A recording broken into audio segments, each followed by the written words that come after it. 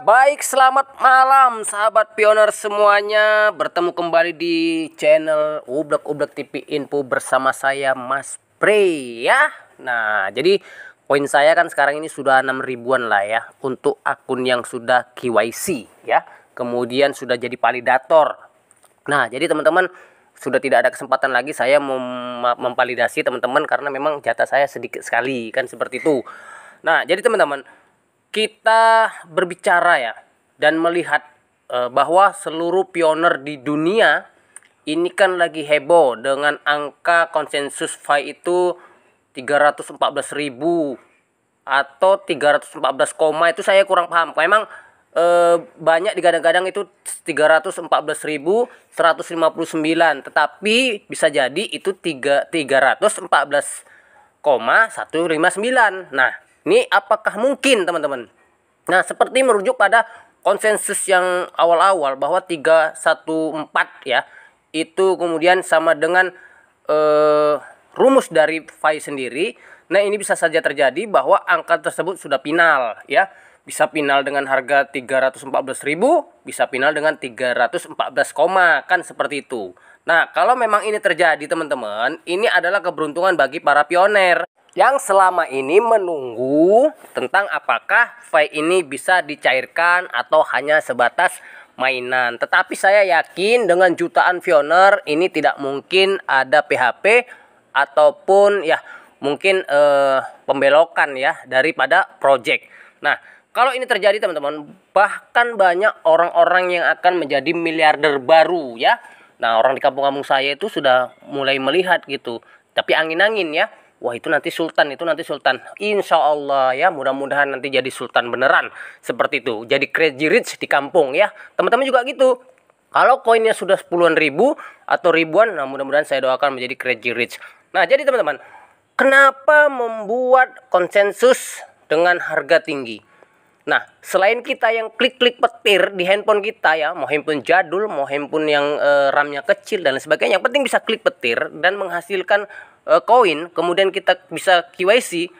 Nah, di tempat lain teman-teman ya, di negara lain gitu ya, seperti Cina ya teman-teman, Cina, kemudian bisa jadi itu di negara-negara Vietnam ya, dan mereka itu luar biasa, apalagi Amerika ya, kemudian juga Taiwan, kemudian Korea Utara.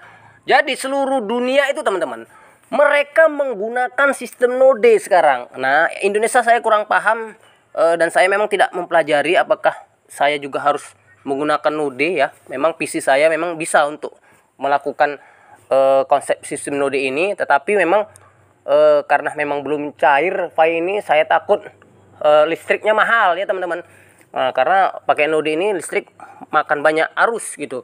Nah, jadi perintis itu ada sudah 69.000 ya. Ini banyak sekali yang ada di seluruh dunia per Juni 2002.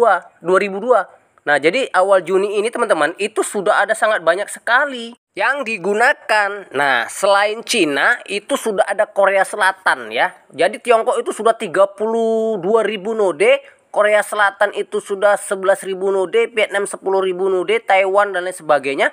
Ternyata Malaysia itu sudah juga memakai node. Nah, setelah dicari-cari dan cari, ternyata Indonesia tidak ada yang pakai node. Nah, mungkin Indonesia masih mengharap-harap kalau klik-klik petir pakai handphone tuh cair dapat duit, mungkin seperti itu.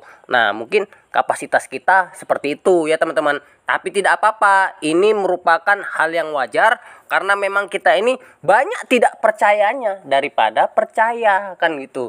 Kita maunya enak, dapat duit, tidur pun dapat duit. Nah, itu mungkin alasan kita kenapa kita tidak memakai konsep node. Nah, jadi teman-teman, perhatian dari grup FI manajemen yang ada di Tiongkok ya atau China, mereka itu teman-teman ya, pioner komunitas Tiongkok itu baru-baru ini ada perilaku penawaran di komunitas Tiongkok dan suasana penawaran menjadi intens. Nah, karena apa?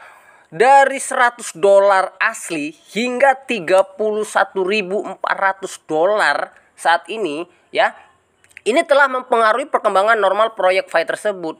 Dan tim manajemen komunitas FI Tiongkok ya, itu memiliki tanggung jawab dan kewajiban untuk maju untuk memperbaiki praktik tersebut. Jadi, saat ini semua perilaku penawaran di komunitas Pi Tiongkok China tidak ada hubungannya dengan tim inti Fi dan tim manajemen komunitas Pi Tiongkok. Jadi ya jika ada masyarakat tertentu atau pedagang tertentu yang menawarkan seperti biasa, nah mereka sudah jawabannya itu sudah komunitasnya yang ya atas akibat mereka kesepahaman gitu. Jadi tidak dikesampingkan bahwa perilaku penawaran sebagian masyarakat dan bisnis hanya untuk mengalihkan lalu lintas dan memotong cara tersebut situ teman-teman. Jadi jelas di sini bahwa perkembangan normal proyek membutuhkan itu semua. Ada pioner yang ya bekerja sama, ada juga mereka dengan cara memberdayakan proyek dan harga meneriakkan dengan tingkat perilaku terendah ya terserah gitu teman-teman. Tapi jelasnya Cina Tiongkok tidak akan mau dengan konsensus murah ya. Konsensus murah. Jadi mereka harus melakukan dengan konsensus yang mahal, dengan tim manajemen komunitas Pi Tiongkok mengadopsi sikap nol toleransi terhadap semua perilaku penawaran di ruang obrolan komunitas Tiongkok ya. Jadi berapa nilai Fi? Nah hari ini memang Fi itu masih $0, euro, pound sterling, rupiah dan lain sebagainya. Tapi ini pasti mirip dengan Bitcoin pada waktu tahun 2008. Jadi nilai Fi didukung oleh waktu, perhatian, dan barang layanan yang diberikan oleh anggota jaringannya secara kolektif. Nah, untuk membangun cryptocurrency yang sukses, tidak hanya ada tantangan teknis, tetapi juga tantangan membangun ekonomi, hidup, dan komunitas di atasnya. Jelas, nilainya berasal dari orang-orang yang menggunakan cryptocurrency ini untuk berpartisipasi dalam penukaran nilai nyata. Jadi pioner harus tahu bahwa apapun yang bernilai harus membutuhkan waktu yang membangun. Nah, Fi ini adalah proyek jangka panjang dan harus dibiarkan lebih banyak orang mencapai konsensus. Kita sepakat dulu konsensusnya berapa. Saya cukup 100 saja sudah senang kan gitu. Kalau mereka nggak tahu. Tapi 100 dari saya, satu Fi itu kan murah banget gitu. Murah banget. Nah, murah bangetnya di negara orang lain. Nah, jadi saya juga berharap agar para pioner lama di komunitas Pi itu ya dapat melewati berita-berita yang benar gitu.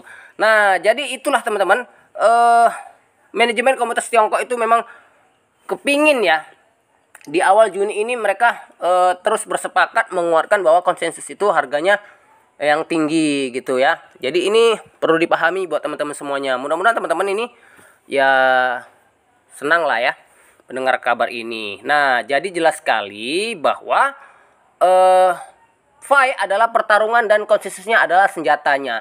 Nah, tim inti telah menyatakan dasar mereka tidak ada hubungannya dengan nilai Fi ya. Oleh karena itu adalah ya, Fi adalah mata uang pada P2P ya, peer to peer itulah. Jika pembeli dan penjual agresif pada jumlah tertentu, maka suatu transaksi bisnis akan terjadi. Tindakan ini hanya di antara komunitas Fi dan bukan tim inti. Penilaian yang datang dari komunitas Tionghoa sama sekali tidak memiliki efek negatif pada proyek, melainkan hanya memberi dunia merasakan seperti apa mata uang terdesentralisasi. Jika ada investor ya dalam utilitas dan ekosistem, maka kita lakukanlah peer to peer dengan baik dengan harga yang disepakati oleh pioner teman-teman. Oke, terima kasih teman-teman. Mudah-mudahan semua paham dan sampai bertemu kembali.